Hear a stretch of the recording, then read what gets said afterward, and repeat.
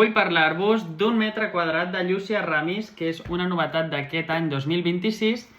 i és un llibre d'aquells que el llegeixes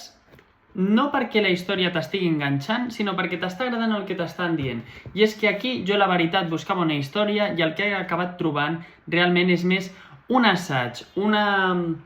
manera d'agafar una realitat i a partir d'aquí fer una narració, però sempre destacant el que és l'opinió de l'autora. En aquest cas tenim un recorregut per totes les cases per les que ha viscut. Ens detalla el preu que pagava de lloguer per cadascuna, on estaven ubicades, i a partir d'aquí podem veure com en el pas dels anys tot s'ha anat encarint i això ens serveix per parlar de problemàtiques com el fet que el lloguer sigui una opció, igual que la compra i no una obligació, el fet de poder viure on tu vols o poder viure simplement on has nascut, que a vegades és impossible. És una reflexió que la Llúcia ens fa i que certament és així, o sigui, pot ser molt difícil per una persona que no tingui una família amb un suport darrere viure a X llocs. Tot això amb el seu punt de vista personal com a mallorquina que va anar a viure a Barcelona i que veu que és totalment impossible poder viure a les illes i que busca el seu lloc en el món dins de la inestabilitat del fet de no tenir una propietat d'entrada,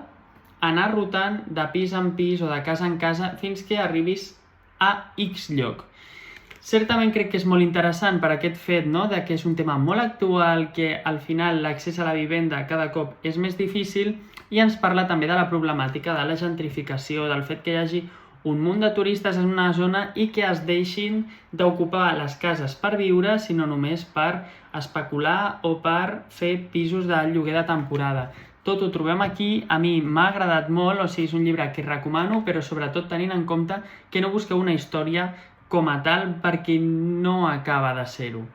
Si us quedeu amb aquesta idea i us fa gràcia, crec que un metre quadrat és la lectura ideal per vosaltres. Adeu!